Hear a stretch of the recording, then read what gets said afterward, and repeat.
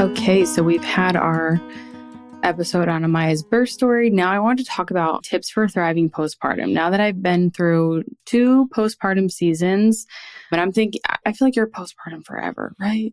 Even when I got pregnant with Amaya, I was still postpartum with Eliana, even though I'd had her 13 months before that. I just want to go through a few areas that are helpful. I'll start with talking about my postpartum experience and getting into the differences between the two. I think it's important to recognize that your birth is in your pregnancy are going to impact your postpartum experience, and it's okay to have your own experience. I think we compare so much as moms because we're always trying to be better and say, how can I be a better mom and better wife and improve? At least the majority of women I talk to, that mindset, improving themselves, their health, all these things, which is awesome. But it leads us into comparison a lot. And that just makes you miserable. So I'm going to share 2 postpartum experiences. Eliana's was very difficult, but not the most difficult. Even going through it, I still enjoyed postpartum, especially the initial time. Even though it was very stressful, it was still so special. She was my first baby. Like, I still enjoyed that time, and we had so many moments of happiness. There was just definitely, you're in fight or flight for a lot of that when you struggle with breastfeeding and stuff, or any complication. I just think of traumatic birth experiences. Anyone that's had a C-section, that is a major surgery. So just keep in mind that while these are my experiences, I did a home birth for both of my babies. Eliana's was very painful and a little bit longer, but it wasn't impossible, and it really wasn't that bad in the grand scheme of things. And Amaya's was easy.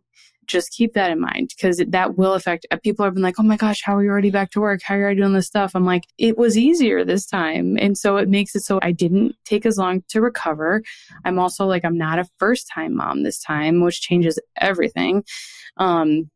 And just don't compare yourself to me or anyone for that matter, ever, but especially for pregnancy, birth, and postpartum. It's just completely unnecessary. We learn from our own experiences, and it's so important to cherish those even when they're really hard so that we can become better from them. And then there are a lot of things that happen postpartum that are out of our control. So if you've had those happen, sometimes we have to mourn that, and it sucks. Like, my husband deployed really early the first time, and that was really sad when he was gone for a lot of Eliana's early life. But that's okay. It feels like it's not, but it's okay. And that was our experience, and that's all right. If other people don't have it, it still doesn't make our experience less special. And all those things just help you be better and grow and thrive within your family. So that's just a little preface. I feel like I like to be very gentle with my mom content because moms are so hard on themselves. They're constantly comparing themselves to other people, and they just have big hearts. I just want to help you guys. I don't want to make anyone feel bad. My initial postpartum experience with the 2 girls, very different, but I did very similar things. I felt so much more able to do stuff with Amaya postpartum because it was a much easier birth and pregnancy. Those are just so important to keep in mind. With Eliana, I had so many nursing issues initially. It was incredibly stressful. We could barely get her awake. Some days it was awful. Oral restrictions and everything. My husband deployed when she was like 10 weeks old. Like, right now he'd be gone. So it was just a lot. He did have 6 weeks of parental leave then, which was way more than literally anyone that I know for the husband. And then this time he has 12 weeks. Thank you to the Air Force. And while I'm very grateful for the 12 weeks, like, so many people like, oh my gosh, I wish I could have that. I'm like, he's literally gone 6 months a year though. So does it balance out? I don't know. I'm telling myself it does though. Just remember, again, like, that really shifted my 2 experiences, right? Having 12 weeks of support versus 6 is a big difference. And even with 6, I was like, this is great. Especially most women that I talk to, like, their husband stays home for a week or 2, and they have to use their vacation days, not leave, or they don't take pay. And I'm like, that is awful. So I think that's important to acknowledge that it's like, that's going to affect your postpartum experience. And just what was your pregnancy like? Did you have a lot of stress during those times? My husband was deployed for a long time during both pregnancies. So that was the same. But like my first pregnancy, I had this huge immune reaction and developed eczema, had all these like gut issues that I was not anticipating. And this time I didn't have any of that. I also gained a lot less weight. So like physically it was a lot easier. I stayed super active. I had a toddler, so that there's no option to not be active. So that definitely helped. But very different like pregnancies. And then they've led to very different postpartums as well, and birth experiences, all those things. So all those are going to play into your postpartum experience. So whenever I'm sharing things, just keep it in context to yourself. Just like when I talk about nutrition, hormone health, minerals, I may say something, but it may not even be applicable because of your circumstances, health history, whatever it might be. But I do think the one thing that I have a lot of people ask me is, are there supplements that you recommend for postpartum? And your supplements shouldn't really change from pregnancy. Ideally, you are nourishing yourself before you get pregnant. You know how to fuel your body, you're eating well, you're hydrating, and you understand if your body needs supplemental support. And then you get pregnant, and I like to have people do hair mineral testing so that they can build their own prenatal, because prenatals do not meet your needs. They don't meet your needs. They meet some of your needs. They don't meet 100% of them. And then we take this prenatal and we think, oh, I don't really have to worry about anything else. A lot of people don't even take any other supplements. And I'm like, there's not everything that you need in your prenatal. Ideally, we're focusing on getting most of it from food. Even like the supplements and stuff like that you're taking based on your hair tests, you're never going to get everything from supplements. So I think understanding how to fuel yourself before pregnancy as well as you can during pregnancy, taking nutrients that you need based on lab work that you've had done is ideal. I know not everyone can do that. I have a blog post. Actually, let me link to it. Let me just write a note. Prenatal blog. So I'll link to that.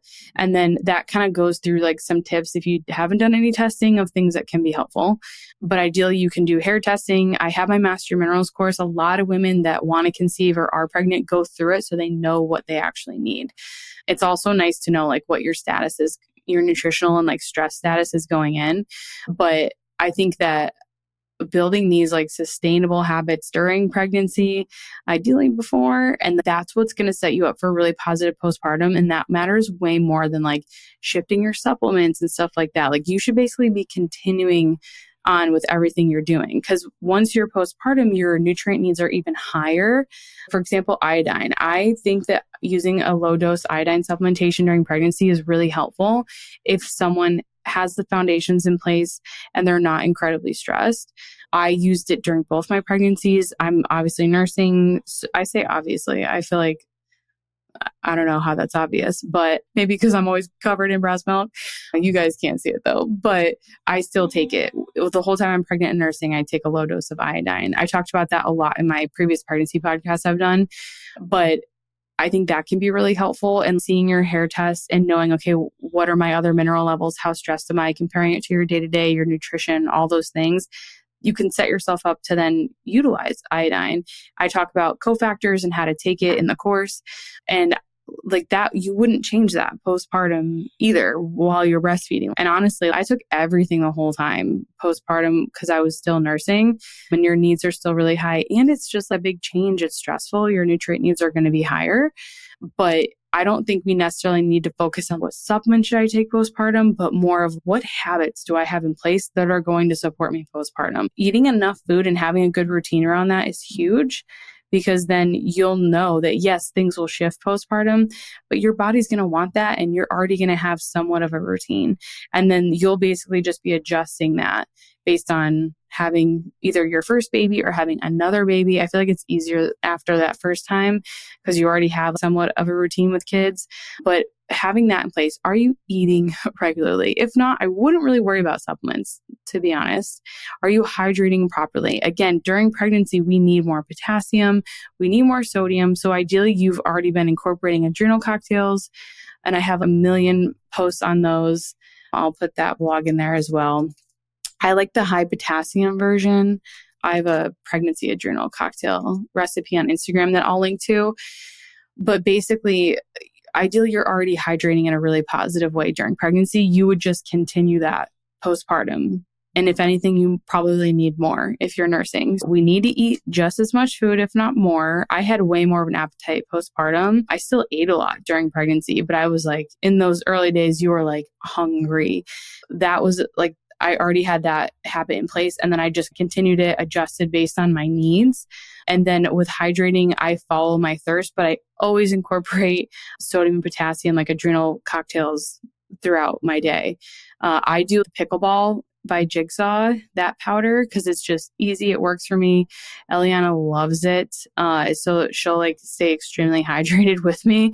And I just put sea salt or Soleil water in it because there's not a lot of sodium in it. It's just potassium. And then I usually put trace mineral drops. So I'll do like, if you're watching online or on YouTube, you can see my giant water bottle here. I think it's 36 ounces ish.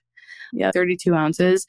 So I fill this up 32 ounces. I have a 40-ounce one too. I like interchange them, fill it up. It's glass, so I can put salt in it. And we're just using 1 scoop of pickleball because I like it more diluted, and I'll drink this throughout the day. But I have 2 of these a day. I did 2 during pregnancy, sometimes 3, and I typically do 2 now. And then any other water I drink, I will often add the trace minerals drops, the by concentrates to it, just even a few, because I'm like, I need to make sure I'm absorbing enough, because when you're nursing all the time and it's hot, it's warm out where I am, so I am sweating a lot, like I need to make sure I'm hydrated, and I can tell like when I need more. So having those things in place now so that you're not trying to build these new habits postpartum, it just takes the work out of it, because it takes so much more energy, like mentally and physically, to create these new habits when you have a new child that you're trying to take care of, especially if it's your first. So put sustainable habits in place during pregnancy that you can maintain after. The other big one is circadian rhythm and having good light exposure. I think this is so important because like postpartum, things get weird, right? Sleep is weird. Especially even if you're not nursing, you're still constantly up feeding your baby. And so that can make you feel more wired and tired and make it difficult to sleep if you don't have healthy light exposure. With Eliana, I was not as strict with myself about my phone and my phone use at night. And I would like listen to podcasts, do all this stuff. Like I'd be like basically awake like with her. Whereas now I keep it very calm and there's no phone use for the most part. Sometimes I do if it's like earlier in the night and Amaya wants to eat, but we're asleep and I feel more awake, but it just depends. Or if I'm like, I feel like working right now, then I'll let myself do it. But I won't like, if I'm like wired but tired, I'm like, no phones. I have to be strict about that so that I can crush that right there. And the next night I can rebalance out. But basically, get light in the morning. Within my circadian rhythm episode, which I'll link, that I did with Carrie Bennett, it's such a good one and it gives you all the tips. And I think people can really complicate circadian rhythm, like overcomplicate it. It's literally just getting outside, blocking blue light when you first get up and going outside and getting that initial light in your eyes as natural light. So when I wake up, the house is just all dark. So I don't put blue blockers on or anything in the morning. Usually it's like just starting to get light out. It's interesting. Amaya wakes up and wants to eat at sunrise every day. And I'm like, cool. So I get up, we go outside, get some light in our eyes, and then come back inside and I nurse her. So we always get a few minutes, but it wasn't always like that. And sometimes we have a rough night and I'll sleep till 7. And right now I'd miss sunrise if I did that. And I just go outside first thing and just make sure that's the light that I get in my eyes and I don't stress about it. So that is like extremely helpful for you. It's also helpful for setting up your baby for having a healthy circadian rhythm. And she wakes up to eat, but she's like asleep. She just wants to nurse and then she'll go back to sleep. She's not like up at night. She's sleeping through the night. She's just waking to nurse, like sleep nurse, and then go back to sleep. So I'm not like, I literally wake up to feed her. She's basically asleep. Once she eats, burps, we work on all the being upright. She's got reflux right now, so we're doing all the things, but it's like I'm maybe up for 30 minutes and she's pretty much asleep that whole time and goes right back to bed. Eliana was not like that. But I didn't have as solid of habits with her, and I really wish I did. So that's why I'm sharing. I think this has really helped us thrive postpartum and being really like big on that first morning light. Cause I'd always go for a walk with Eliana, but it was always after sunrise. And usually it wasn't, I would be at the end of the UVA time. So get outside. Don't put your contacts in. Take your glasses off. I just take mine off outside. I'm with her. She's on my chest. We're getting light. She's getting it too. And I do the same thing when Eliana wakes up. We first go outside for a few minutes and come back inside because that's just our habit. That's the routine that we've built. I have had a lot of moms say, I don't want my kids would never come back inside. And I do get that. And I think at first it was harder, but I don't know. I just always, we spend a lot of time outside. So if I'm like, let's go back inside, she doesn't really get upset because she knows that we're going to be back out there soon. If you can't go outside or you're nervous and it's stressful for you, thinking about that, like in the initial days postpartum, I would be like on the couch a lot and it's right next to the window. So I just opened the window and would get light through that way. And that's totally doable as well. We're like always eating breakfast for the UVA time. So you have sunrise and then the next really cool, the good one to get is UVA rise. And that is like when the sun is at a certain like degree and it's extremely powerful for like supporting thyroid health. That's when our body's making thyroid hormone, and just getting this light exposure throughout the day helps to sync up your body clock, which controls all the systems of your body and makes them run properly at the right times. So that's why supporting circadian rhythm is so healthy. It's helpful for your hormones postpartum, including like making melatonin at night to fall asleep. And most of the time I hear from moms, they're like wired and tired at night because their sleep's all disrupted. They have crazy light exposure. So that's another thing where I'm like, invest in a good pair of blue blocking glasses. They don't even need to be like really good. I link to all the stuff in the other podcast episodes, so I'm not going to link to it all here, but I'm going to link to the circadian rhythm episode. You can get everything. Carrie has like a million recommendations. She has a frequently asked question guide, but it doesn't have to be that complicated. Just get a pair of blue blockers. When it gets dark at night, put your blue blockers on. If it's dark in the morning when you get up, like a lot of times I get up before Maya wants to nurse and I put my blue blockers on if I'm going to be using my computer because I typically work in the morning before they both wake up. So sometimes I don't and I just wake up with her at sunrise. But if I do wake up early, then I will block that blue light in the morning. So if like when I was first waking up with her a lot at night and I actually had to get up and stuff, I would put my blue blocking glasses on because we usually have a little light in the kitchen so we don't like bump into everything. And then I'd go in the living room and nurse her on the couch. I just kept my blue blockers on because there's always like those little lights, like a little light from, we have like the TV and like a thing on the counter. Like they just have these little tiny lights and it just stimulated me too much that I'm like, this is weird, but it's dark, but I'm going to store my blue blockers, and it would make it so I could immediately go back to sleep. So build sustainable habits around food, hydration, around your light exposure, and be diligent with the basics. And I'm telling you, like I've had a lot of people ask, like I lost weight very quickly postpartum this time. Last time I like gained a little bit of weight, which I'm going to do an episode on for my Patreon, a bonus one, because there's a lot that goes into that. And I felt really good. I'm dealing with this really big stressor of reflux. We've had some stuff happen with Eliana that I'm not going to talk about.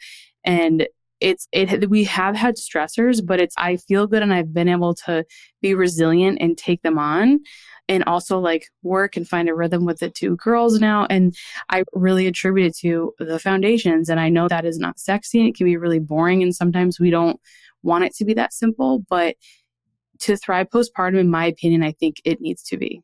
So that's like my major tip. Number one, build sustainable habits now or during pregnancy or whenever, and then continue them postpartum. And anything fancy, it's got to go unless you have time and bandwidth for it. But don't feel like you have to do all the things. All you got to do is feed yourself, hydrate, get sunlight.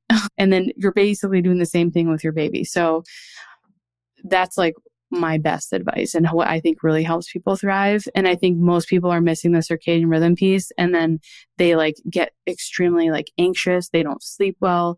They burn through all their minerals. And that's how I would help avoid that. The other big thing is like having help and support. This is going to look different for everyone and you need it in different areas. So for example, like I think it's really important to have a breastfeeding resource if you plan on breastfeeding postpartum. Have something that either maybe you take a course beforehand. Like I'm going to link to two breastfeeding accounts that I trust.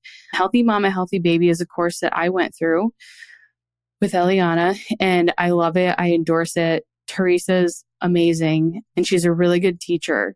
The other one I'm about to go through, she's like building her course now, and I'm hopefully going to go through it, is For the Love of Breastfeeding. So I'm going to link to both of those Instagrams so you guys can check them out. I really like The Love of Breastfeeding, her content, because she's like an IBCLC previous nurse. I forget what kind, but so is Teresa. So they're both previous nurses, great credentials, extremely knowledgeable. They've both gone through it like on their own breastfeeding journeys, but they're like trained in this area. So that I think that's really helpful. Teresa has so many helpful things on like food allergies and things like that.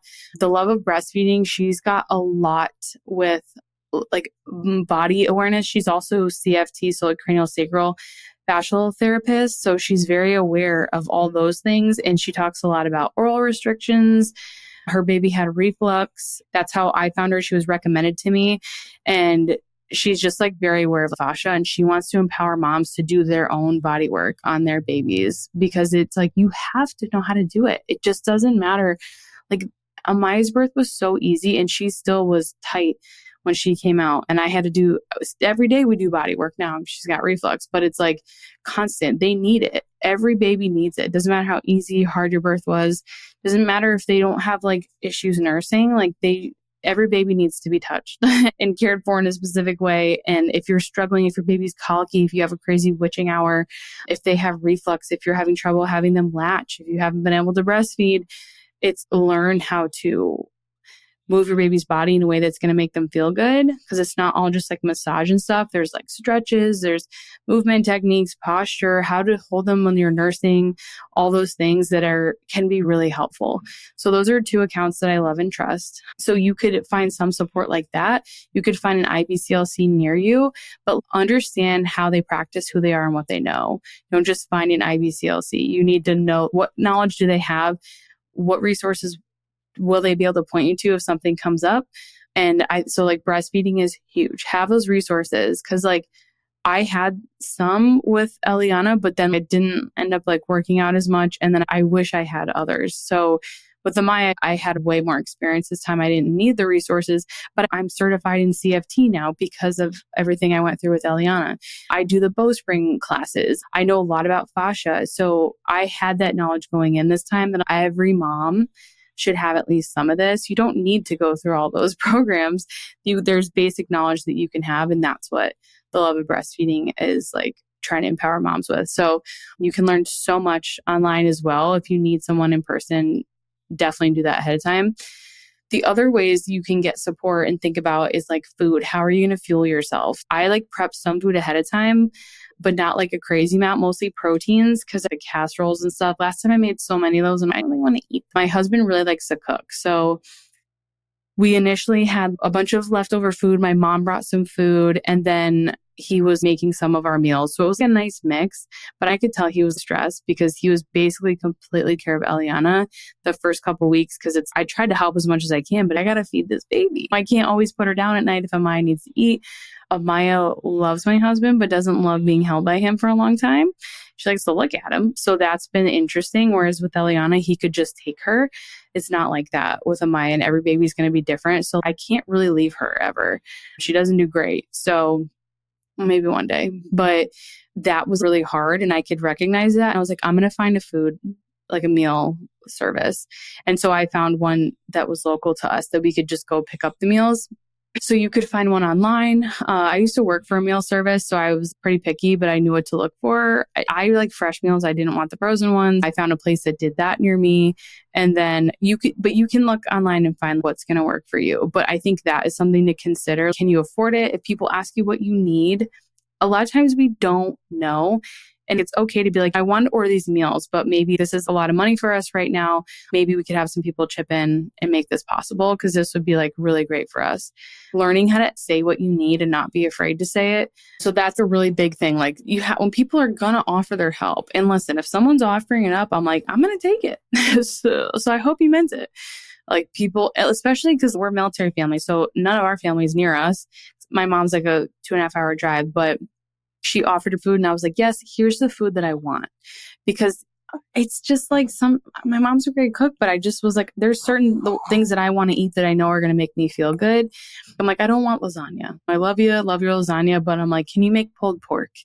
Can you make like a bunch of that we can just pair with easy carbs and have those on hand? Because I wanted to feel good. And I knew the kind of foods that are going to make me feel that way. Last time I didn't ask for specific things and I wish that I did. So ask for what you need, learn how to accept help and support and just be specific. And people usually love it. They're like, oh, because they want to help you. They want to give you something that's going to be helpful. And so like when you can give them something specific, I think it's just easier for everyone involved. So I think getting breastfeeding help, getting some help or some plan around food, what's that going to look like for you? A lot of people will do like meal trains and stuff. Like figure out what's going to work for you and be specific with what you actually want so that you are happy and feel good. The other area is, does your partner have time off? If not, is there anyone else that can help you? Check in on you. Because sometimes it's just a phone call. Like my mom offered to help so many times when my husband first deployed with Eliana. And I was like, we're good, but I would just love to talk on the phone right now to an adult. And she would come and stuff, but I was like, you don't have to come all the time. I just want to talk to someone because I'm like home alone with my newborn. So like little things like that, like what kind of support are you going to have? And sometimes we can't always have that physical support, and which can be very challenging. And if you can't, and if you're in a position you don't have family around, you don't have anyone you can turn to, who can you talk to? Because I'm telling you, like for me, it made a really big difference. This time it's very different because my husband has 12 weeks off and he's not deploying until like probably the end of the year. So it's just a super different experience, but that's just something to consider. What kind of help are you going to have? And sometimes we don't know what we're going to want, and that's okay. But try to at least think about it so that you have some options. And then once you're in it, you'll know, okay, this is what I need. And hopefully you've talked to someone about it previously. And even if your spouse works and stuff and they don't get a lot of time off, it's have the conversation around like what each of you needs. If your spouse is gone all day, my husband went back to work the first time. He had a really hard time being away from Eliana. And so I was like, what can we do when you get home to make this like work? And it's okay. Well, can you try to have her fed so that I can take her and have some time with her? And I'm like, done. So that was helpful. We always gave each other time to work out. We just work out with our kids, but I'll watch him while he's working out and then he watches them while I'm working out, those sorts of things. Like what does each of you need? And trying to think about that beforehand if you can, and then just not being afraid to talk about it when you're like in the thick of it. So those are like the big areas that kind of came up for me and like things that I think about. But having help and support doesn't always have to look like the traditional, like having someone come and help you with your baby. Sometimes we don't have that. So just don't be afraid. Don't feel, oh, I can't do that. It's like there's other ways you can get support from people. Oh, you have a little cough? And then the other big area, this is probably the most important one, mindset and expectations. So learning to adjust and be flexible with our children. It just makes things way less stressful. Like just being realistic with your expectations. It's like you have a kid, everything changes. Then you have 2 kids. Like I have a toddler and a newborn. And my biggest thing is if I'm starting to feel stressed, I'm like, where is it coming from? Is it because we're rushing? Am I planning to try to do too many things in a day that aren't realistic? Am I expecting to accomplish all the same things with 2 kids that I was with 1? Where is this stress possibly coming from? Am I meeting my needs? Have I eaten enough today? Did I make my mineral drink that I know makes me feel good? Have I gotten outside? Have I been able to do something for myself or for work today that makes me feel good? Like for me personally, accomplishing things with work and like nerding out and researching and making content, that makes me feel really good. And It's something that I enjoy. It's a good outlet for me. If I don't get to do that, I will get cranky. And I'm like, okay, well, I need to figure this out. And sometimes that's like asking for help from my husband. Hey, I really need to do this. Sometimes I just need a minute. I'm like, I need you to take it for a minute and I'm just going to go sit by myself. And sometimes I just go sit outside and Eliana's out there too, but she's playing on her own. So it's like, what do you need? What is your body asking for? Because a lot of times we're just so stressed and it's, oh, the circumstances, I can't do this, I can't do that. It's, well, what can you do? And whose help do you need to do it? Sometimes you might not even need help. It's just you changing your routine for the day, like taking stuff off your list, being more realistic. I just think it's so important. And then the other big one that I think about is, do you miss doing things that you used to do? Because I feel like and I love all the parenting and mom content on Instagram. I find it incredibly enjoyable and funny. But sometimes I see I see so many reels about moms trying to fit all their self-care in, like while their kids are sleeping and it's 10 p.m. at night and they're the lady's like walking on the treadmill to get her steps, drinking her water, has a face mask on and is like working or something. And I get it, but I'm like, we have to learn how to do stuff with our kids. People are like, how do you work out so much? I do it with my kids. And it's not easy at first. You have to adjust and you have to experiment and find what works for you. But it's like everything I do with them, I'm never alone now that we've had Amaya. But even before, I very rarely had a ton of alone time, which I'm okay with. My kids are young. It'll be different when they're older. And again, I shift my mindset. I'm like, this is not going to be forever. And one day I'm going to miss this. I'm going to be very sad when I don't have a baby constantly attached to me. I'll also be probably happy and relieved in many ways, but I'll still have those moments of missing it. So I try to just like take it all in, and she's really cute. So that helps. But it's like, what can I do with her? Like in the mornings, I could easily just be like, I can't get up and work or I can't do anything because Amaya might wake up and like stress out about like her sleep. And is she going to need to eat? Am I going to have time to do X, Y, Z? I just do it. And I'm like, we'll figure it out. Because that's basically what it is being a mom. Like nothing is going to happen perfectly. So I feel like if you can adjust your expectations and then try to find ways to do stuff for yourself with your kids, like Eliana knows, oh, mommy, I say, I'm going to work out. I'm going to go work out now. She goes in the garage with me and Maya's always there too.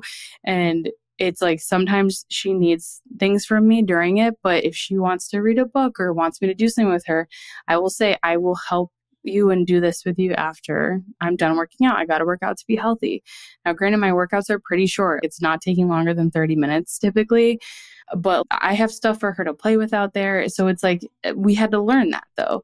So don't just give things up because you think you can't do it. I would challenge yourself to be like, how can I incorporate my kids into this? And it's not like she's working out with me. Like sometimes she will, if she's interested, cool. But a lot of times she's not, and she'll just play. And she's learned to do that. It didn't happen overnight, but it's like, we can do things for ourselves and also have our kids present and not need to do everything while they're napping. Cause then it's like they stop napping and then you're like, oh my God, I have no time for anything. Or they don't take a nap that day and you're super stressed. So it's like, how can we eliminate that? At least this is what works for me, because we don't have childcare or anything. Like it's me and my husband and he works. So it's definitely tricky, but it's gotten so much easier. And I'm like, I just wish every mom had this mindset shift. And that's funny seeing the mom do all the things. You're like, wow, I can relate to that. Cause it's when they're sleeping, you do try to get a lot done, but you shouldn't be meeting all your needs in that time. It's not possible. So what can you incorporate in with your kids? Obviously we're going to need alone time. Sometimes I'm not saying that we don't need that, but a lot of times the reality is that we're not going to get it. So what can you do for yourself? Like I use my red light mask around Eliana. She thinks it's so funny. She loves it. I was so scared she was going to be afraid of it and I wasn't going to be able to use it around her, but she thinks it's funny. She'll do a face mask with me at night when we go to take a bath. She lets me paint her nails and she's only 2. But I love to paint my nails. I just always have since I was little. I used to do both my sister's nails, my mom's nails. She thought I was going to have a salon one day. I was obsessed with it. And I'm like, I want to still be able to do this. And I don't care that she's only 2. And she does it with me. It's great because I don't shy away from trying to incorporate her into stuff, thinking it's going to be super stressful. If you expect something to be stressful, it's probably going to be stressful. And when things do go awry, I like to remind myself, like if she starts to get crazy. She has her days where it's like now she sometimes will cry if we try to put her down for a nap. It's so easy to get frustrated and then like she's out of control and you're out of control and everyone's upset. But I just remind myself, like, I'm the parent, I'm regulating her.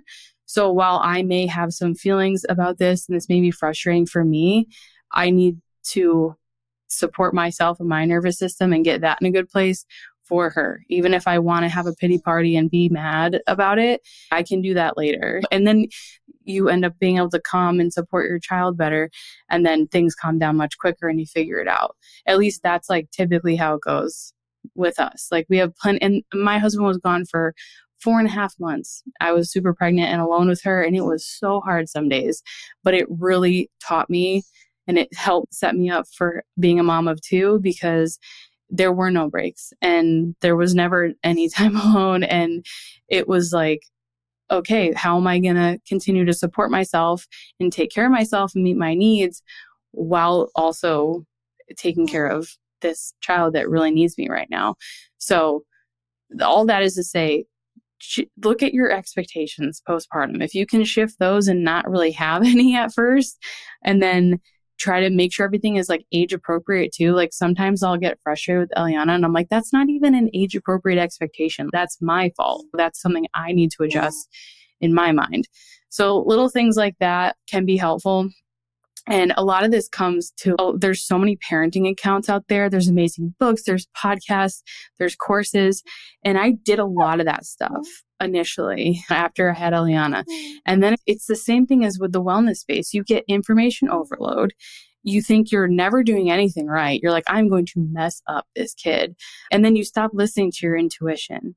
And it's the same thing with wellness and your health. It's like you get so much information, you're constantly researching, and then you don't listen to, okay, what does my body really need right now? What am I craving? What do I think is going on? You just shut down all those natural instincts. And I think as parents, we have so many and we just ignore them because we're listening to everyone else. So while I think learning and finding an approach that interests you, that you want to take with your kids and becoming knowledgeable on it is helpful. And I've done courses that have really helped me, especially when my husband's gone, continue to be regulated and make sure I'm not snapping and being really stressed and making it so I enjoy being a mom so that I'm not stressed all the time. And a lot of it, I'm like, this is common sense. And I guarantee you, if I just stop trying to be perfect, be the perfect mom, fix everything, make everything perfect for Eliana, that it would be just how it's supposed to be. So I've taken a huge step back from all that kind of content and no longer take it in because I think it was hindering my natural abilities as a mom. Not that everyone needs to do that, but take it or leave it. But if you are stressing yourself out with all that stuff, like you might need to take a break, just like anything. Like we tell our one-on-one clients, like, okay, you're working with us now. We are going to support you. We're going to answer all your questions and we're going to make sure you have a plan and that you're successful. So you don't have to continue to constantly research and try new things because we are going to support you in that. And it's usually a huge stress relief for them because they're like, I need to step away from Instagram and researching and all that stuff. And it takes a big burden off. So same thing with parenting information. If you're anything like me, you probably need to chill. So that's another thing, reducing that information overload when you're postpartum, whether it's health information, parenting stuff, anything like that, because we have natural instincts and we have this innate ability to be great moms. It's just, what do you have to do that? You need to take care of yourself as best you can and meet your basic needs and so that you're regulated. And I want to end this episode with a few nervous system tips, because if there is one thing that I could say people want to know for pregnancy prep and stuff, like I think hair testing is helpful. Understanding how to read your hair test, how to adjust your supplements based off of that, incredibly helpful. I think knowing how to nourish your body, hydrating, all those things are really helpful. But we can't ignore the nervous system because everything changes after you have a baby. As your kid grows and gets older, things change even more. We have stuff happen in our lives. It's like things happen, like tragedies happen. Some people get divorced and you can't predict it all. And a lot of times you can't control it. So it's so important to have this way of understanding, like, how can I check in with myself and understand my nervous system and build that resilience? yes, we have to be fed. If we're not fed, we're going to be in more fight or flight. Just working on nervous system doesn't work. Just working on nutrition doesn't work. So I think have the nutritional foundations in there. That's why I made my Replenish Your Minerals course. It's less than $100 and you can listen to it all on audio, like a podcast. And it has steps for you to take throughout the 6 weeks to build your foundation. And it hits on all these areas. And that is great. And then we need to learn about our nervous system. And there's one thing that I love to have that I personally like to do. And that's quick body scans, like checking in. Irene Lyon uses orienting. And I did a podcast episode with her. It was amazing. And I love to orient regularly throughout the day. So you're stopping and you're paying attention. You can close your eyes because you want to build your awareness, and you can immediately calm yourself down if you pay attention to things in your environment. I'll do it during my transition. So say I'm getting up and I'm going outside to see sunrise. When I'm outside at sunrise, I'm orienting. I'm like, okay, we're standing here. I see the sun. What do I hear around me? Usually I hear birds, cars, because there's a street right over there. Like, you just bring yourself into the environment and the immediate presence. And then I'm like, how does my body feel? And I love checking in with my body immediately during the day, because then that helps me like really want to prioritize caring for myself throughout. So I might feel really good. I might be like, I'm achy. My back hurts from nursing all night, whatever it might be. And then what am I going to do for myself that day? I'll like think about the day ahead. And then I stare at her a lot because she's like really funny when she wakes up. She's so smiley and like happy and cute. And so we have a lot of moments out there. And then I go back inside. So like during my transitions, I try to do it. When I just made breakfast and we're like about to eat, I'll take 30 seconds and just take in what's around me, feel my body. How do I feel in my body? Do I feel out of balance anywhere? Do I need anything? And that's like how we recommend for clients to do it, to try to use it in your transitions. You don't have to carve out 10 minutes, 20 minutes to like meditate. It's not that. It's you paying attention to how you feel so that you can understand, am I feeling good right now? Do I need anything? That's a really great place to start. And like, I remember when I first learned this practice, I went through Irene Lyon's 21-day nervous system reset. That's where I learned orienting. And then I did her full 12-week program, Smart Body, Smart Mind. It was amazing. But you can do the reset and you learn. I didn't do it in 21 days. It took me like 6 months. It's dense, but I highly recommend that for people. It's a great starting point. And then you can learn that skill of orienting. She does like other like, I forget exactly what they're called. They're like brain exercises, but she's great. She's my favorite nervous system resource. I'll link to her podcast episode, Irene episode. And then learning how to like just check in with yourself, but like really check in. I used to set timers in my phone so that I'd remember to do it. This was like before I even had Eliana. I did her course in, I think it was 2020. And then I got pregnant in 2021. So I was so grateful to have these nervous system skills. And then when I was pregnant with Amaya, I did her 12-week course, which like solidified everything and was great, much more in depth. But the 21 days, perfect. You can gain so much with that. And most people don't have time for the 12-week. So learning how to check in with yourself, the orienting practice is great. The other thing that I think we have people start with, especially if we have people that have been in fight or flight for a long time and don't feel like, we'll ask them like how they feel and they're very like disconnected from their bodies. We'll have them honor their physical needs. And Irene talks about this. I can't remember what she talked about in the episode I did with her, but I've heard her talk about it so many times. I've done all her programs, but she talks about this in a way of, it's really great to start connecting back to your body and regulating and understanding like what you need by anytime you have an urge to like do it. If you have to pee, don't hold it, go pee. And I know some people may hear that and be like, that's like weird. Why would you hold it? If you're a mom, you know why. So it's really easy. If you're a seasoned mom, if you're like a new mom, you just, especially when you're adjusting with your first, I feel like all your needs go out the window. And sometimes it can be incredibly overwhelming. And I know I talked about like incorporating your kids into things. I think that's really important. But I think the other thing is like taking one step back is, are you meeting those little needs throughout the day, or are you suppressing everything? And those people are usually the people that are also trying to do everything during nap time and feel like they need a ton. They're like, I need a break. I need a lot of alone time. That's when I'm like, are you listening to your body throughout the day? Because I think if you can learn to meet your needs throughout the day, like if you have to be like, even if I'm like doing something with Eliana, like I used to not think about it. I would just be like, oh, I'd shut it off. I'll pee later. Like now I'm like, I have to go to the bathroom. And or like hunger, like it's so funny. I'll be like, mommy's hungry. I need to eat, especially if she's not wanting to go inside for lunch or something. I'm like, I need to eat. We're going inside. And she's okay, mom needs to eat. And we go in and it's really sweet. She'll ask me, mommy thirsty? Because like if I need to make a mineral drink, I share my needs and she sees me constantly meeting my needs. I need to do a workout. Mommy's going to work out. And I make it fun. She has fun. She has things to do, but it's become just a part of our days and a part of our lives. And I think if you can start, instead of ignoring those little needs that might not seem like a big deal, then and meeting them, that's how you teach your body that, hey, I'm here for you. I'm supporting you and I'm listening. And I think that can be incredibly helpful postpartum when you're like in this weird spot, especially if it's your first and you're like in fight or flight, like I'm unsure. Like when I hear moms saying, yeah, I've just been hanging on for the first 6 months, I'm like, it does not have to be that way. And granted, again, everyone's experience is going to be different. There are horrific things that come up and make it so that you probably will just be hanging on for 6 months. And I know people, we've had clients in that state. So it's obviously this is not for everyone, but I think for most people, just learning to meet those little needs helps to connect you to your body and your intuition. And you start to open those lines of communication more.